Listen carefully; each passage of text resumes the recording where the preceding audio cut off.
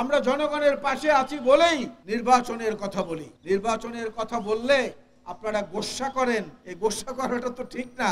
10 মাসে প্রকৃতির নিয়ম অনুযায়ী মায়ের গর্ভে আমরা জন্ম নিয়ে পৃথিবীতে এসেছি। 10 মাস সময় লাগে। সেই 10 মাসও প্রায় শেষ হওয়ার পথে।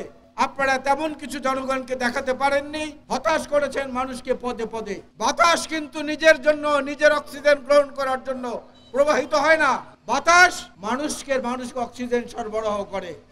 নদী তার নিজের পানি খাওয়ার জন্য প্রবাহিত হয় না, সমুদ্র তার নিজের পানি ধারণ করার জন্য প্রবাহিত হয় না। সবকিছু হয় সাধারণ মানুষের জন্য। এই সমস্ত উপমার সঙ্গে যদি মেলান তাহলে একটি মাত্র পরিবার বাংলাদেশে, সেটা হচ্ছে শহীদ জিয়া বীরুত্তমের পরিবার, বেগম খালেদা জিয়ার পরিবার, যারা নিজের জন্য কিছু করেননি, সাধারণ মানুষের জন্য করে গেছেন। 9 মাসে একটা রক্তাক্ত মুক্তিযুদ্ধ হয়েছে।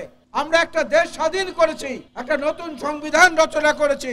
লক্ষ লক্ষ মানুষ শহীদ হওয়া, লক্ষ লক্ষ মা বোনের সম্ভ্রম হারিয়ে যাওয়ায় 9 মাসে আমরা ফলাফল অর্জন করেছি।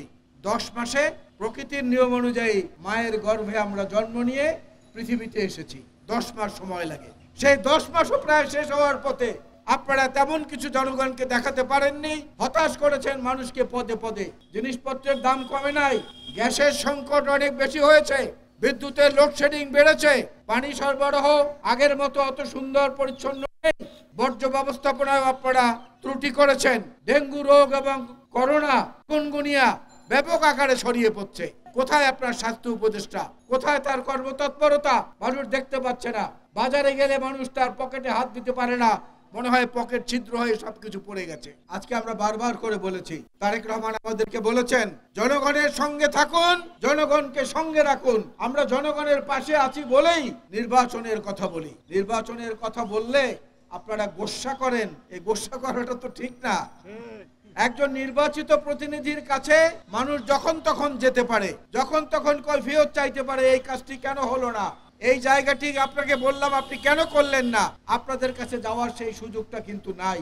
যেটুকু আছে সেটুকু মাঝখানে দেয়াল তৈরি করে রেখেছে এই স্বৈরাচারের দোসররা।